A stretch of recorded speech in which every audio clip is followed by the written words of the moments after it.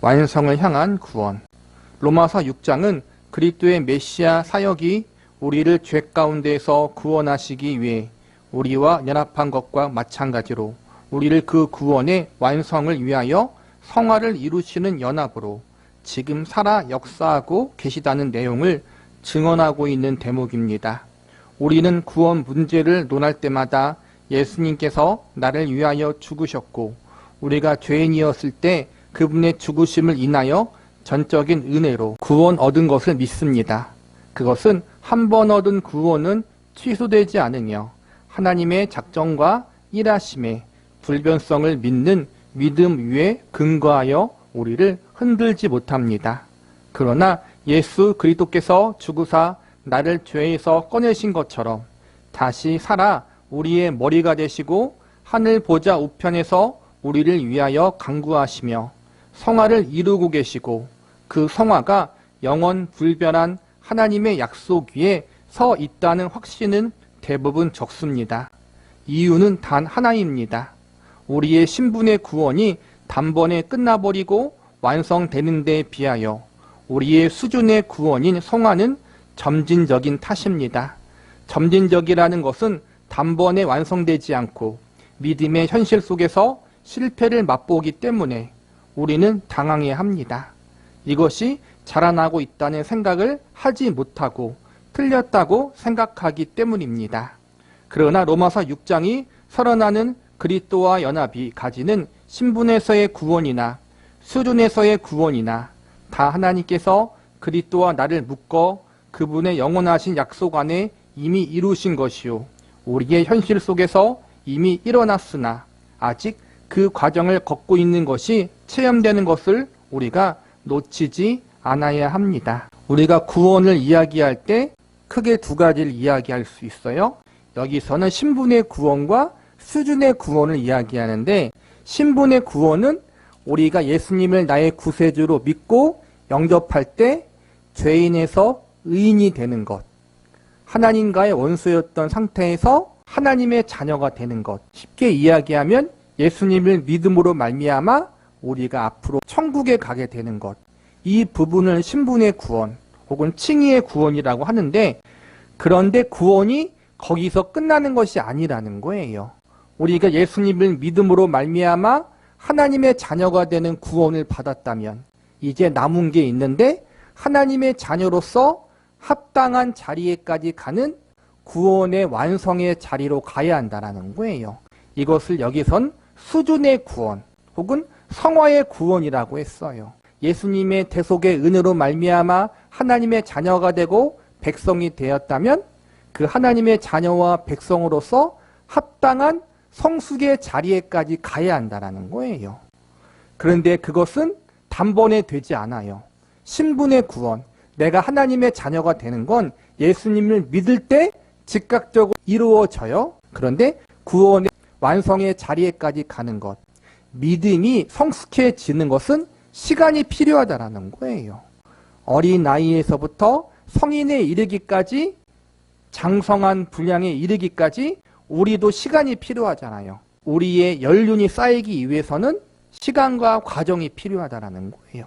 그래서 신분의 구원은 즉각적이지만 성화의 구원은 점진적이라는 거예요. 그리고 그 점진적인 과정 속에는 실패도 있고 넘어짐도 있고 시행착오도 있다는 거예요.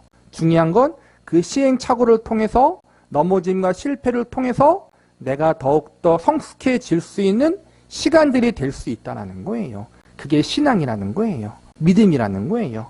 저와 여러분이 하나님의 자녀가 되기 위해서 예수님이 생명을 주셨잖아요. 십자가에서. 그리고 우리를 예수님 안에서 묶었어요. 예수님과 우리를 묶으신 하나님이 신분의 구원만을 위해서 묶으신 것이 아니라 성화의 구원을 위해서도 끝까지 예수님과 우리를 묶어서 데리고 가신다는 거예요. 그러나 로마서 6장이 설언하는 그리스도와 연합이 가지는 신분에서의 구원이나 수준에서의 구원이나 다 하나님께서 그리스도와 나를 묶어 그분의 영원하신 약속 안에 이미 이루신 것이요 우리의 현실 속에서 이미 일어났으나 아직 그 과정을 걷고 있는 것이 체험되는 것을 우리가 놓지 않아야 합니다. 우리가 예수 믿는 자는 믿지 않은 자와 다르다라는 생각을 합니다. 교회는 언제나 세상과 자신을 구별하기 위하여 올바른 행위를 요구해왔고 우리도 스스로 예수 그리스도를 믿었으니 믿지 않을 때와 달라야 된다고 생각을 합니다. 물론 그렇습니다. 그러나 이것이 이렇게는 오해되지 말아야 합니다. 내가 올바로 살아야 하나님과의 관계가 유지된다라고 생각하지 말아야 하며 더 쉽게 이야기하면 신앙생활에 실패하면 구원이 취소된다고 믿지는 말라는 것입니다. 우리는 하나님과의 관계, 즉 신분을 수준으로 자꾸 평가하려고 합니다. 수준의 실패로 신분의 실패를 우려하며 신자다운 삶을 살지 못하는 것으로 인하여 하나님과의 관계가 깨지거나 손상되었을 거라고 생각합니다.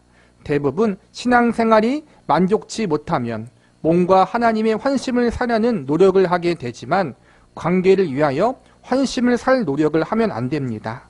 구원을 얻은 자가 하나님의 자녀라는 신분 자체가 요구하는 수준에 미흡하다는 것을 부끄럽게 여기는 것은 꼭 해야 되는 일이지만 그것으로 인하여 신분을 걱정하거나 하나님과의 관계가 멀어졌을 것이라고 생각하는 것은 금물입니다.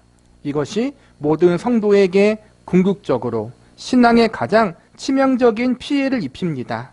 이 부끄러움이 분발로 우리를 끌어가지 않고 하나님과의 관계가 소원해졌다고 생각하여 하나님으로부터 점점 멀리 떠나고 숨고 체념하는 식의 나쁜 후유증을 만들어내는 것을 꼭 명심해야 합니다. 우리가 복종하고 쓸만해서 하나님께서 우리를 사랑하시는 것이 아닙니다. 우리의 자녀들이 부모의 말을 안 들을 때가 있어요. 특히 이제는 철이 없을 때는 더 말을 안 듣잖아요. 부모가 볼 때 많이 부족해요. 속을 썩였어요. 그렇다고 해서 부모가 자녀를 버리지는 않는다라는 거예요. 정상적인 부모라면 자녀가 부족해도 실수해도 혹은 잘못을 해도 혼내거나 꾸지람을 주지만 그 자녀를 호적에서 파내지는 않는다라는 거예요. 하나님도 동일하다라는 거예요. 그런데 우리 그리스도인들은 가끔 그런 생각을 할 때가 있다라는 거예요. 내가 하나님의 뜻대로 살지 못해서 순종하지 못해서 말씀대로 살지 못해서 하나님을 더 사랑하지 못해서 내가 더 열심히 기도하지 못해서 하나님은 나를 사랑하지 않으면 어떡하지? 하나님은 나를 버리면 어떡하지? 하나님 앞에 밉보이면 어떡하지? 우리가 그렇게 생각할 때가 있다는 거예요. 그러면 안 된다라는 거예요. 물론 우리의 부족함이 하나님 앞에 죄송스러운 건 있어요. 부끄러운 게 있어요. 그래서 나의 부족함으로 말미암아 하나님 앞에 부끄럽고 죄송하고 나의 연약한 모습이 하나님 얼굴을 볼 면목이 없을 수 있어요. 그래서 더 열심을 내고 내가 하나님 앞에 더 충성해야겠다라는 그러한 거룩한 마음을 품는 건 괜찮아요, 우리가. 그러나 그것이 선을 넘어서 아까 말한 것처럼 내가 하나님 앞에 온전치 못해서 하나님이 나를 미워하시면 어떡하지? 하나님이 나를 싫어하시면 어떡하지? 하나님이 나를 덜 사랑하면 어떡하지? 라는 걱정은 하지 말라는 거예요. 인간의 부모도 자녀가 부족하고 연약해도 자녀를 목숨처럼 생각하는데 하물며 하나님이 인간의 부모보다 못하진 않을 거 아니에요. 하나님은 예수님의 생명을 통해서 우리를 자녀 삼으셨어요. 우리 안에는 예수님의 생명이 있어요. 하나님 편에서는 그분의 독생자 외아들의 생명을 십자가에 내어주시고 우리를 살리신 거란 말이에요. 그렇기 때문에 우리를 절대로 포기하거나 버리거나 우리의 잘잘못으로 인해서 우리를 미워하거나 덜 사랑하지 않는다는 거예요. 하나님의 신실하심에 대해서 의심하지 말자라는 거예요, 우리가. 즉, 우리가 쓸만해서 하나님 우리를 사랑하시는 것이 아니라 우리가 하나님의 자녀이고 우리 안에 예수님의 생명이 있기 때문에 사랑하신 거라는 것. 이걸 기억하라는 거예요. 우리가 죄인 되었을 때 우리를 사랑하사 그분의 독생자를 주신 것입니다. 우리는 그것을 로마서 5장에 이렇게 확인했습니다. 그러므로 우리가 믿음으로 의롭다 하심을 얻었은즉 우리 주 예수 그리스도로 말미암아 하나님으로 더불어 화평을 누리자. 또한 그로 말미암아 우리가 믿음으로 서 있는 이 은혜에 들어감을 얻었으며 하나님의 영광에 바라고 즐거워하느니라. 다만 이뿐 아니라 우리가 환난 중에도 즐거워하나니 이는 환난은 인내를, 인내는 연단을, 연단은 소망을 이루는 줄 알미로다. 이 과정이 우리에게 소망이 부끄럽 아니함은이라고 단서를 붙입니다. 이 소망이 실패될 수 없는 것은 그런 의미입니다. 우리에게 주신 성령으로 말미암아 하나님의 사랑이 우리 마음에 부음바 됩니다. 여기서 사랑이 다시 등장하는 것은, 이 모든 것은 하나님께서 우리를 사랑해서 시작하셨고 그 과정이 있고 이루실 목표라는 것입니다. 이 과정을 우리가 어떻게 반응하고 어떤 점수를 받느냐에 따라서 보상으로 사랑하시는 것이 아니라 하나님께서 우리를 사랑하셨기 때문에 이 길로 우리를 인도하신다는 것입니다. 그래서 환난 중에 실패나 우리의 연약함을 확인하거나 혹은 절망하거나 후회하거나 하는 모든 문제들로 인해서 우리에게 절망이 있어서는 안 된다라고 가르치는 것입니다. 왜냐하면 이것은 하나님께서 우리를 사랑하사 시작한 것이고 사랑하사 이루실 일이기 때문이라는 것입니다. 사랑이 이유가 되고 근거가 되어서 우리가 하나님의 자녀가 되었다는 거예요. 사랑이 이유고 근거가 되어서 우리를 구원하신 것이다. 이걸 잊지 말라는 거예요. 예를 들면 다음과 같습니다. 우리가 아직 연약할 때 기약대로 그리스도께서 경건치 않은 자를 위하여 죽으셨도다. 의인을 위하여 죽은 자가 쉽지 않고 선인을 위하여 용감히 죽는 자가 혹 있거니와 우리가 아직 죄인 되었을 때 그리스도께서 우리를 위하여 죽으심으로 하나님께서 우리에 대한 자기 사랑을 확증하셨느니라. 예수님께서 언제 죽으셨습니까? 우리가 죄인 되었을 때 그리스도의 필요성을 알지도 못할 때 하나님께서 우리를 사랑하사 그 아들을 주셨습니다. 이것이 이미 구원에서 배웠고 확인하고 있습니다. 똑같습니다. 우리의 성화에서도 우리의 못난 것과 우리의 실패와 우리의 부끄러움, 우리의 절망들이 하나님의 사랑을 막을 수 없다고 합니다. 우리가 죄인 되었을 때 찾아오셨고 시작하신 분입니다. 우리가 우리의 신앙의 실천과 책임에 대하여 실패했다고 해서 하나님께서 우리를 덜 사랑하시거나 우리와의 관계에 어떤 손상이 있다는 식의 생각은 인간이 가지는 끊임없는 자기 의와 자기 근거를 가지려는 발상 때문에 나온 것입니다. 성경이 말씀하는 복음과는 아무 관계가 없는 것입니다. 우리가 의인이었을 때 예수님이 십자가에 죽은 게 아니라 내가 아직 죄인된 상태에 있을 때 예수님의 생명을 주셨다는 거예요. 우리가 구원받을 만한 조건이 없는데 오히려 하나님과 원수였는데 그때 하나님이 예수님의 생명을 주심으로 우리를 하나님의 자녀로 삼으셨다는 거예요. 내가 죄인이었을 때도 예수님의 생명을 주셔서 나를 구원하신 하나님이 이제 하나님의 자녀로 삼은 우리가 부족하고 연약하다고 해서 다시 버리지 않는다는 거예요. 그게 하나님의 신실성이잖아요. 신실하신 하나님. 내가 못났을 때에도 구원하신 하나님이 이제 하나님의 자녀라는 신분에 있는 우리가 아무리 못해도 믿기 전 불신자였을 때보다 우리가 하나님을 더 사랑하잖아요. 그래도 불신자였을 때 하나님을 믿지 않고 하나님을 거부했을 때에도 예수님을 통해 구원한 하나님이 이제 예수님을 믿고 그분의 은혜와 사랑을 깨달아서 하나님을 사랑하는 우리가 조금 부족하고 실수하고 불순종하고 말을 듣지 않았다고 해서 버리지 않는다라는 거예요. 우리는 그 하나님의 신실하심에 대해서 늘 기억해야 돼요. 하나님께서 우리를 죄 가운데 구원하신 것도 그분의 은혜이며 능력이며 사랑이며 그분께서 이루신 일입니다. 구원 얻은 모든 자녀들을 성화의 완성으로 인도하셔서 궁극적인 영광에 이르도록 은혜를 베푸시며 간섭하시며 사랑하시며 능력으로 이루실 분도 하나님이라는 사실을 구원에서 확인하는 것처럼 성화에도 적응시켜 확신할 줄 알아야 합니다. 이 부분에 대하여 많은 체험적 오해를 하기 때문에 분명히 해두어야 합니다. 이 이야기를 잘못하면 여러분은 이런 생각을 가질 위험이 있습니다. 로마서 6장 1절에서 구원을 논하면서 그 구원이 오직 은혜에 의한 것이기 때문에 우리는 할 것이 없지 않느냐라는 일종의 방임주의가 생길 수 있습니다. 그러나 그럴 수 없는 것은 죄에서 벗어나고 형벌을 받지 않는 것이 구원의 전부가 아니라 거룩의 완성과 영광의 승리로 나아가야 하기 때문에 구원이 그 시작에 불과하다는 것을 알 때 우리는 얻은 구원에 감사하고 앞으로 나아가게 되는 것입니다. 앞으로 나아가는 것도 물론 하나님께서 준비하신 것입니다. 그분께서 낳으시고 그분께서 기르시는 것입니다. 우리는 히브리서 12장에서 이런 중요한 말씀을 만납니다. 너희가 참음은 징계를 받기 위함이라. 하나님이 아들과 같이 너희를 대우하시나니 어찌 아비가 징계하지 않은 아들이 있으리요. 징계를 다 받는 것이거늘 너희에게 없으면 사상자요 참 아들이 아니니라. 하나님께서 너희에게 훈련을 시키는 이유는 아들이기 때문이지 낳기만 하고 방치하는 아버지가 어디 있느냐라는 것입니다. 성경적 표현으로 하면 징계는 다 받는 것이거늘 너희에게는 없으면 사생자요 참 아들이 아니니라라는 것입니다.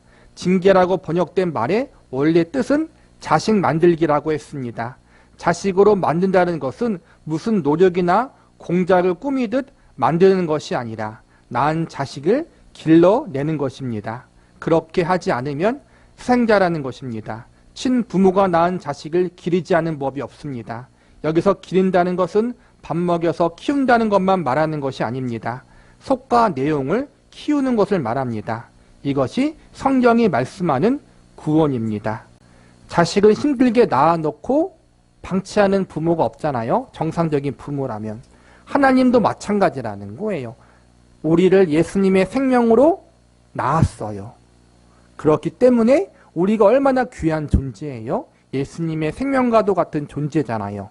그렇기 때문에 예수님은 우리를 방치하지 아니하시고 우리의 속과 내용을 키우는 양육을 하신다라는 거예요. 오냐오냐 키우는 게 아니라는 거예요. 우리가 하나님을 알아가고 닮아가는 성령 충만한 성령의 열매를 맺는 그러한 성숙한 자녀로 기르기 위해서 때로는 사랑의 징계, 사랑의 채찍을 하나님께서 때리실 때가 있어요. 분명히. 하나님의 독생자 외아들이신 예수님을 닮아가는 자리에 가는 것, 우리를 그렇게 기르시는 것이 하나님의 영광이고 하나님의 마음이라는 거예요. 우리가 하나님의 무한하신 은혜와 능력으로 죄와 형벌에서 벗어났을 뿐만 아니라 하나님의 자녀로 태어났고 하나님의 자녀로서의 완성과 내용이 채워짐과 그 완성을 위하여 지금 그분의 사랑과 은혜로 간섭을 받으며 인도함을 받으며 그리스도와 묶여 있다는 것을 에베소서 1장의 내용으로 확인했습니다. 하나님의 무한하신 능력과 간섭 속에서 지금 성화의 완성을 향한 구원의 완성을 향한 길을 가고 있는 것입니다. 그래서 우리는 구원을 얻은 이후에는 하나님께서 나에게 은혜를 베푸셨고 할 일을 다하셨으니 이제 내가 주님을 위하여 할 일만 남았다는 식으로 율법주의로 갈 것도 아닙니다. 여기서 말하는 율법주의라는 것은 내가 주님을 위해서 쓸모있는 인간이 되자, 주님을 기쁘시게 하자라는 것입니다. 이 말은 묘한 것입니다. 하나님께서 구원을 주신 것으로 은혜는 다 마쳤고 이제부터 내가 주님을 위해서 하는 것으로 성화와 구원 얻은 이후에 신자된 인생에 하나님의 은혜와 능력을 배제하는 식의 생각이 있으면 안 된다는 의미에서 율법주의라는 것입니다. 내가 주님을 위해서 무엇을 해야 되는 것은 주님께서 나에게 하신 일을 갚는 개념도 아니요. 주님께서 이루신 구원에 대하여 내가 주님을 위한다는 그런 개념이 전혀 아닙니다. 신앙생활을 할 때 조심할 게 두 가지라는 거예요. 하나는 방임주의. 하나님이 은혜로 구원했으니까 한 번 구원은 영원한 구원이니까 이제 아무렇게 살아도 된다. 이렇게 생각하는 방임주의는 잘못된 거라는 거예요. 결코 그럴 수 없다는 거예요. 예수님의 생명을 주고 산 우리에게 하나님은 결코 방임하지 않고 사랑으로 기르시고 때로는 사랑의 징계도 주시면서 우리를 속과 내용을 키우는 성숙한 사람으로 하나님이 기르셔요. 그래서 은혜로 구원받은 것은 방임이 될 수 없어요. 그리고 또 하나 조심해야 될 것은 율법주의라는 거예요. 내가 하나님 앞에 은혜로 구원받았으니까 그 다음부터 내가 빚을 갚는 심정으로 하나님 앞에 살아가면 안 된다는 거예요. 거룩한 복음의 빛을 우리가 진 건 맞아요. 그런데 그것이 율법주의가 돼서 마치 내가 하나님을 위해서 열심히 일하지 않으면 구원을 잃어버리는 것처럼 살면 안 된다는 거예요. 우리가 주님을 위해서 생명을 바치고 충성하는 이유는 빚을 갚기 위해서가 아니라 그분을 사랑하기 때문이에요. 은혜와 사랑의 근거에서 주님 앞에 충성하는 것이지 빛을 갚는다는 식으로 생각하면 안 된다는 거예요. 너무. 하나님의 사랑이 너무 감사해서 우리가 충성하고 순종하는 거예요. 이걸 늘 기억해야 돼요. 충성과 헌신과 순종, 신앙생활의 이유, 그 모든 것 하나님에 대한 사랑과 은혜에 대한 우리의 반응이에요. 방임주의와 율법주의를 조심하라. 그것은 하나님께서 우리에게 허락하신 구원의 참다운 목표인 아버지를 닮고 예수 그리스도를 닮는 그리스도의 장성한 분량이 충만한 자리에까지 가는 신앙의 순종인 것입니다. 디도서 2장에 가봅시다. 모든 사람에게 구원을 주시는 하나님의 은혜가 나타나 우리를 양육하시되 경건치 않은 것과 이 세상 정욕을 다 버리고 근신함과 의로움과 경건함으로 이 세상에 살고 복스러운 소망과 우리의 크신 하나님 구주 예수 그리스도의 영광이 나타나심을 기다리게 하셨으니 그가 우리를 대신하여 자신을 주심은 모든 불법에서 우리를 구속하시고 우리를 깨끗하게 하사 선한 일에 열심히 하는 친백성이 되게 하려 하심이니라. 선한 일에 열심하는 것은 친백성의 본질인 것입니다.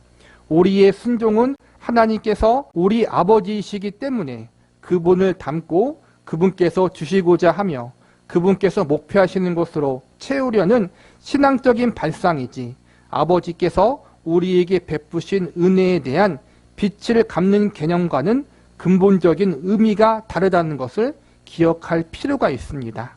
이것을 왜 강조하느냐 하면 이런 식의 생각을 하면 여러분이 신앙적인 실패를 했거나 쓸모가 없다고 생각할 때에는 여러분의 구원에 대하여 심각한 걱정을 하고 자신에 대해서 필요 이상의 정죄를 하게 되기 때문에 그렇습니다. 모든 것은 하나님과의 관계 위에 서 있습니다. 그리고 그 관계는 하나님의 은혜와 사랑에 근거하고 있지 우리의 유용성이나 우리의 열심과 열정에 근거하고 있지 않다는 것입니다. 하나님이 우리를 택하시고 부르신 건 은혜와 사랑 때문이에요. 그렇기 때문에 부족해도 괜찮고 못해도 괜찮아요. 내가 조금 부족하고 하나님 앞에 잘못했다고 해서 하나님이 나를 버리시면 어떡하지라는 두려운 마음은 갖지 말라는 거예요. 그리고 내가 하나님 앞에 어떻게든 더 사랑받아야지라고 해서 그런 마음을 가지고 충성하고 헌신하지 말라는 거예요. 우리가 그 어떠한 것을 했기 때문에 하나님이 우리를 사랑하신 게 아니라 우리가 하나님의 자녀이기 때문에 예수님의 생명을 준 하나님의 백성이기 때문에 우리를 사랑하시는 거란 말이에요. 이걸 잊지 말라는 거예요. 시기 질투가 많은 자식들이 있어요. 여러 자식 중에서. 부모는 다 똑같이 사랑하잖아요, 자녀를. 그런데 내가 더 부모의 사랑을 받고 싶어서 막 열심히 하는 자녀들이 있긴 있어요. 인간의 부모는 인간이기 때문에 그래도 나한테 좀 마음에 드는 자녀에게 마음이 갈 수는 있어요. 그런데 하나님은 그렇지 않다는 거예요. 집 나간 탕자나 집에 있던 첫째 아들이나 둘 다 하나님은 다 사랑하셔요. 그분의 생명을 주실 만큼. 저와 여러분이 그렇다는 거예요. 부족하고 연약해요. 넘어지기도 하고 때로는 하나님이 보실 때 하나님이 원하시는 그 기준에 이르지 못하는 걸 우리가 발견해요. 그래서 부끄럽기도 하고 그러나 그 모든 것을 제외하고 우리의 그 어떠한 것 때문에 사랑하시는 것이 아니라 우리가 하나님의 자녀이기 때문에 예수님의 생명을 주고 산 하나님의 백성들이기 때문에 하나님이 사랑하시는 거예요. 부족하고 연약해도 우리를 향한 하나님의 사랑은 변함이 없다. 항상 하늘보다 높고 바다보다 깊다라는 거예요. 항상. 우리가 못할 때도 여전히 하늘보다 높고 바다보다 깊어요. 내가 더 잘했기 때문에 하나님이 더 사랑하는 게 아니라는 거예요. 중요한 건 우리가 그만큼 성숙해지면 부모에 대한 사랑을 더 깊게 아는 것, 우리의 믿음이 성숙해지면 하나님에 대한 사랑을 더 깊게 아는 것 뿐이지 내가 깊게 알고 덜 깊게 알고 철들고 철들지 않는다고 해서 우리를 향한 하나님의 사랑의 깊이와 높이는 변하지 않아요. 그래서 우리의 신앙생활은 그 하나님에 대한 사랑과 은혜, 새로운 사랑과 은혜가 아니라 이미 예수님을 통해 우리에게 주어진 그 사랑과 은혜에 대한 깊이와 높이를 더 깨닫는 것에 집중할 수 있는 우리가 되어야 해요. 모든 것은 하나님과의 관계 위에 서 있습니다. 그리고 그 관계는 하나님의 은혜와 사랑에 근거하고 있지 우리의 유용성이나 우리의 열심과 열정에 근거하고 있지 않다는 것입니다. 이런 문제를 신앙적으로 이야기하면 믿음의 문제가 됩니다. 그래서 믿음의 문제를 조금 더 확인할 필요가 있습니다. 누가복음 17장입니다. 예수께서 제자들에게 이르시되 실족케 하는 것이 없을 수는 없으나 있게 하는 자에게는 화로다. 저가 이 작은 자 중에 하나를 실족케 할진대 차라리 연자 맷돌을 그 목에 매이우고 바다에 던지우는 것이 나으니라. 너희는 스스로 조심하라. 만일 내 형제가 죄를 범하거든 경계하고 회개하거든 용서하라. 만일 하루 7번이라도 내게 죄를 얻고 7번 내게 돌아와 내게 회개하노라 하거든 너는 용서하라 하시더라. 예수님께서는 사도들에게 또 예수님을 따르고 구원을 얻은 하나님의 자녀들에게 신앙의 최소한의 어떤 기준들을 가르치고 있습니다. 그것은 남에게 시험거리가 되거나 남을 실족시키는 자가 되면 안 된다는 것입니다. 실력에서만이 아니라 행동에서나 모든 문제에서 모범을 보여야 하고 덕스럽고 본받을 만한 해야지 시험거리가 되면 안 된다는 것입니다. 누가 잘못하면 무엇을 잘못했는지 무엇이 옳은 것인지 분별하고 가르칠 수 있어야 하고 또 사람을 용서하되 70번씩 7번이라도 용서하는 마음을 가져야 됩니다. 그래서 제자들이 듣고 말이 안 되는 것입니다. 자기네들의 마음으로는 7번이라고 생각합니다. 다른 복음서에는 70번에 7번이라고 되어 있습니다. 예수님께서 다음과 같은 대답을 말씀하십니다. 사도들이 주께 여짜오되 우리에게 믿음을 더하소서 하니 주께서 가라사대 너희에게 겨자씨 한 알만한 믿음이 있었다면 이 뽕나무더러 뿌리가 뽑혀 바다에 심기우라 하였을 것이요 그것이 너희에게 순종하였느니라. 우리가 생각할 때 믿음이란 무엇입니까? 우리의 신앙생활을 승리케 하는 것입니다. 우리가 구원 얻을 때는 믿음을 어떻게 사용했습니까? 예수님께서 나를 위하여 돌아가셨다는 것을 믿고 그분의 은혜와 사랑이 값없이 나를 죄 가운데에서 구원하셨다는 것을 믿었습니다. 그래서 그 다음에 어떻게 살아야 되느냐 하면 누구를 실족치 않게 하고 완전한 신앙을 지켜야 하고 말에나 행동에나 모범이 되어야 하고 옳은 것과 그른 것을 분별해야 되며 지켜야 되며 질서와 기준을 잡아주어야 되고 그리고 한없이 용서해야만 된답니다. 이건 도무지 불가능한 요구인 것입니다. 제자들도 믿음을 더하소서가 되었고 예수님께서는 겨자씨 한 알만한 믿음이 있었다면 뽕나무 뿌리가 뽑혀 바다로 간다는 것입니다. 도대체 어떤 믿음을 가져야 되는가? 예수님께서 이 물음에 비유를 덧붙여 우리에게 이해시킵니다. 예수님께서 믿음을 이야기할 때 겨자씨만한 믿음만 있다면 이 뽕나무더러 바다에 심겨우라 그렇게 말하면 된다는 거예요. 그리고 다른 또 비유에 보면은 이 산더러 저기로 옮기라고 하면 그 작은 믿음만 있으면 그렇게 된다. 그렇게 말씀하셨는데 작은 겨자씨만한 믿음만 있으면 그러한 기적을 일으킬 수 있다는 거예요. 또 신자의 신앙생활에 대해서도 하루에 70번씩 7번도 용서하라고. 그러니까 따지고 보면 490번을 하루에 용서하라는 거예요. 그러니까 무한대로 용서하라. 이렇게 말씀하시면서 이게 신자의 삶이다. 한마디로 불가능하다는 거예요. 우리가 그렇게 살기가. 예수님께서 우리에게 이렇게 불가능한 일을 이야기하신 이유는 무엇일까?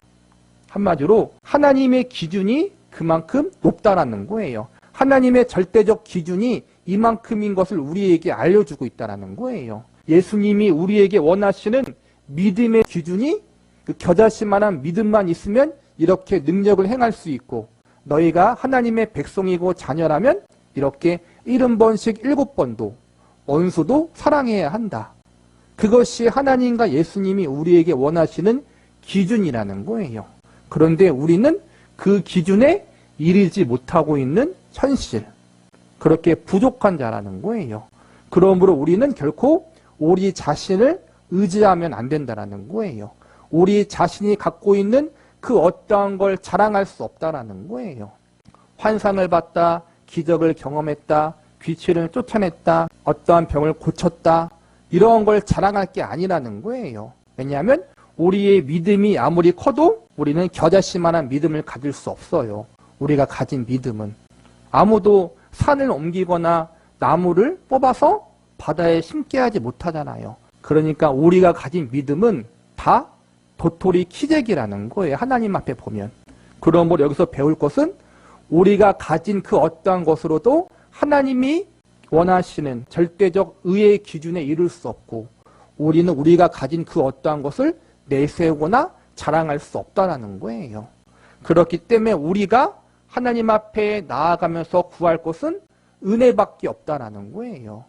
능력을 달라고 기도하는 것이 아니라 은혜를 구할 수밖에 없는 자리에 우리가 나가야 한다는 거예요. 너희 중에 뉘게 밭을 갈거나 양을 치거나 하는 종이 있어 밭에서 돌아오면 저더러 곧 와 앉아서 먹으라 할 자가 있느냐. 도리어 저더러 내 먹을 것을 예비하고 띠를 띠고 나의 먹고 마시는 동안에 수종 들고 너는 그 후에 먹고 마시라 하지 않겠느냐. 명한 대로 하였다고 종에게 살해하겠느냐. 이와 같이 너희도 명령 받은 것을 다 행한 후에 이르기를 우리는 무익한 종이라 우리의 하여야 할 일을 한 것뿐이라 할지니라. 이상한 비유입니다. 이 비유로 은혜를 받는 사람은 거의 없습니다. 여기에는 냉정무상한 현실이 있을 뿐입니다. 종이 수고하고 들어왔는데 주인이 집에서 이리 뒹굴고 저리 뒹굴고 하고 있다가 야 밥상 차려라 해놓고 주인이 먼저 먹는 것입니다. 주인이 종에게 수고했다 너 먼저 먹어라. 그럴 수 있겠느냐라는 비유입니다. 왜 이 비유가 여기에 등장했습니까? 이 비유의 핵심은 이것입니다. 종이 유능하고 열심히 했다고 가족이 될 수 있느냐라는 이야기입니다. 종이 유능하면 친해질 수는 있습니다. 그러나 훨씬 냉정한 원칙의 문제입니다. 가족과 종은 다릅니다. 지금 제자들에게 가르치는 것은 너희는 종이 아니라는 것입니다.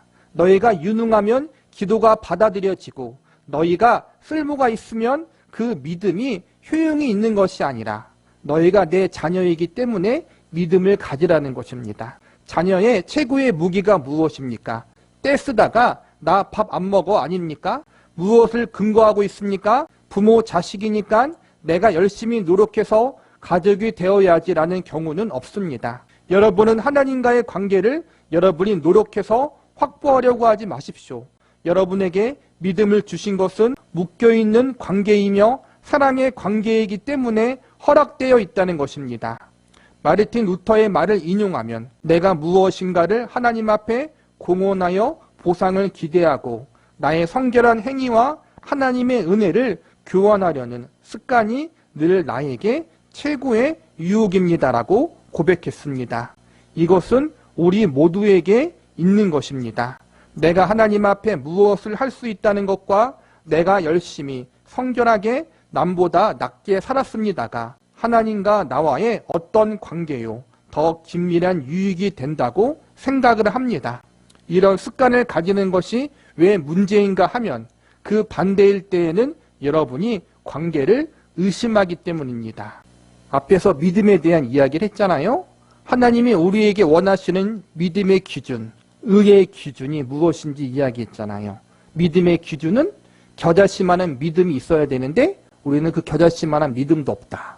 그리고 하나님이 원하시는 우리의 의의 기준, 신자의 삶은 원수를 사랑하라. 70번씩 7번도 용서하라. 그런데 우리는 그게 불가능하다라는 거예요.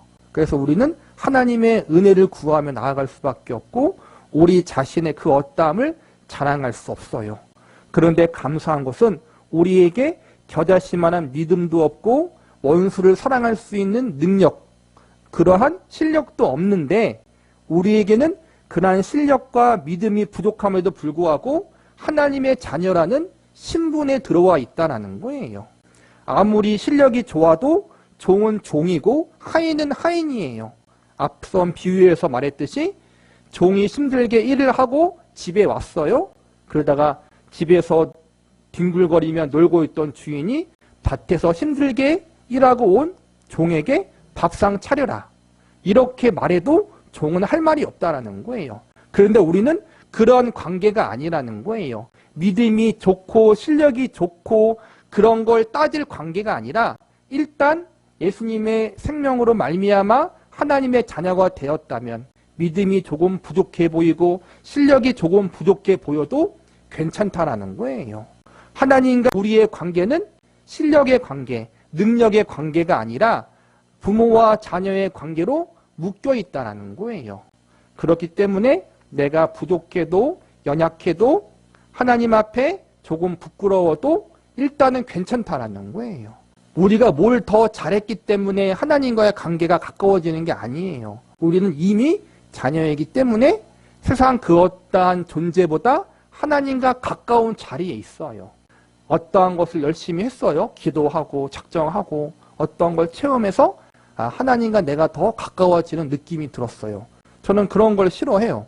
이미 우리는 하나님의 아버지이기 때문에 더 이상 가까워지는 게 아니에요. 근데 중요한 건 그 가까웠던 관계, 하나님이 나를 사랑하는 그 마음에 대해서 철이 들어서 더 깊이 깨닫는 것 차이죠. 이미 부모는 자식을 생명처럼 사랑해요. 근데 자녀가 철이 없어서 그걸 모를 뿐이지. 하나님은 이미 우리를 위해서 예수님의 생명을 주셨어요. 그만큼 우리를 사랑하셔요. 문제는 우리가 그걸 철이 안 들어서 잘 모르는 것 뿐이지. 그래서 우리는 더 가까워지고 멀어지고가의 차이가 아니라 이미 우리에게 주신 한이 없는 하나님의 사랑에 대한 그 마음과 정성에 대해서 그 생명에 대해서 더 깊이 깨닫고 알아가는 거에 차이가 있는 것이지. 내가 하나님의 은혜에 대해서 덜 깨달았을 땐 하나님과 멀어지고 더 깊이 깨달았을 땐 더 가까워지는 게 아니라는 거예요. 하나님은 늘 항상 나와 함께 하셔요. 내가 그걸 믿음의 철이 들어서 더 깊이 깨닫고 깨닫지 못할 차이만 있을 뿐이지. 하나님의 궁극적인 목적이 뭘까요? 우리를 하나님을 가장 깊이 알아가는 자녀로 만드는 거예요. 하나님의 마음을 더 깊이 알아가고 그분을 더 깊이 만나는 자리에까지 가는 것. 우리의 아버지신 하나님을 붕어빵처럼 그렇게 닮아가는 것이 하나님이 우리를 부르신 첫 번째 목적이라는 거예요. 하나님께서는 우리의 잘잘못과 상관없이 영원히 그리고 무한히 우리를 사랑하십니다. 기뻐하기도 하고 안타까워하기도 하지만 동일하게 사랑하십니다. 이 부분을 놓치지 말자는 것입니다.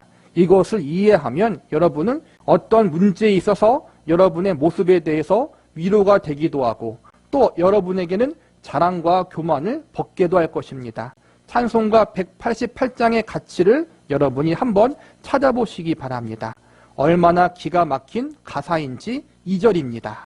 내가 공을 세우나 은혜 갚지 못하네. 쉼없이 힘쓰고 눈물 근심 많으나 구속 못할 죄인을 예수 홀로 구속하네. 우리가 노력하고 애써서 구원을 얻은 것이 아니라는 것입니다. 아주 기가 막힌 고백입니다. 3절은 더합니다. 빈손 들고 앞에 가 십자가를 붙드네. 의가 없는 자라도 도와주심 바라고 생명샘에 나가니 마음을 씻어 주소서. 우리의 믿음이란 것이 무엇입니까? 하나님께서 우리를 사랑하셔서 예수 그리스도 안에서 구원하시고 그 사랑으로 만족과 완성으로 우리를 인도하시고 이루시고야 만다는 사실에 입각한 믿음이며 확신이고 감사인 것입니다. 이것이 우리를 움직여서 우리 신앙생활을 승리하게 하는 것이지 우리가 스스로 신앙생활을 잘해서 하나님과의 관계를 거꾸로 확인하려는 이 전후가 뒤바뀐 발상을 가지면 자기 자신의 신앙생활을 스스로 괴롭히게 됩니다.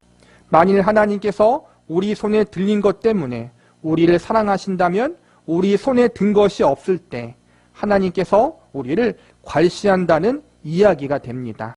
로마서 5장에서 살펴본 것이 무엇입니까? 소망이 부끄럽게 아니함은 우리에게 주신 성령으로 말미암아 하나님의 사랑이 우리 마음에 부은 바 됨이니 이것은 사랑으로 시작된 것이지 우리에게 존재의 가치가 있어서가 아니라 하나님 쪽에서 이유와 원인을 가지고 시작된 것이라는 이야기입니다. 이것이 구원에 대해서뿐만 아니라 성화에 대해서도 동일한 조건이라는 것입니다. 이 책이 성화의 신비잖아요. 구원받은 하나님의 백성들을 향한 하나님의 마음과 하나님의 일하심을 이야기하는 거예요. 이미 예수님의 대속의 은혜가 무엇이며 십자가의 은혜가 무엇이며 예수님의 생명이 무엇이며 그 아들의 생명까지 주시기까지 나를 사랑하신 하나님 아버지의 마음이 무엇인지를 깊이 깨닫고 감격하는 사람을 위해서 공부하는 거예요. 구원 은혜가 너무 감사하니까 하나님에 대해서 열심히 있게 살아가는 건 맞아요. 그런데 내가 이만큼 했으니까 하나님이 이만큼 사랑하시겠지. 저 사람은 이만큼밖에 안 했으니까 나보다 덜 사랑하겠지. 라는 잘못된 마음을 품을 수 있고, 이게 또 어떠한 문제가 되냐면은 내가 그만큼 처음엔 열심히 했다가 어떤 상황으로 인해서 시험에 들거나 낙심을 하거나 어떠한 장애물을 만났을 때는 구원의 은혜를 경험했던 첫사랑만큼 그때만큼 열심히 못할 때가 있어요. 그리고 살다가 넘어질 때도 있고, 그럴 때는 내가 그 열심을 못 냈으니까 하나님이 나를 덜 사랑하겠지 라는 오해를 할 수도 있다는 거예요.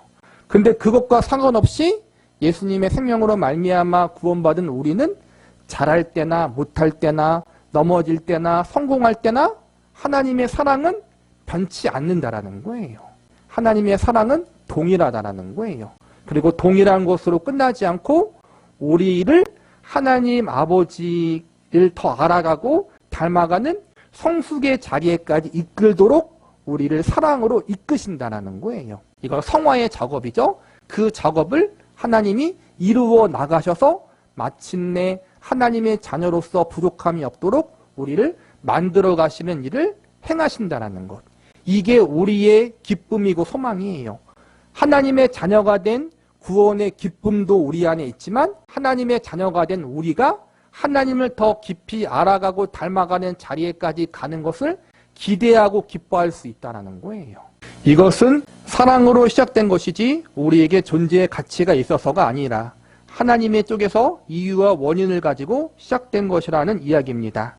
이것이 구원에 대해서뿐 아니라 성화에 대해서도 동일한 조건이라는 것입니다.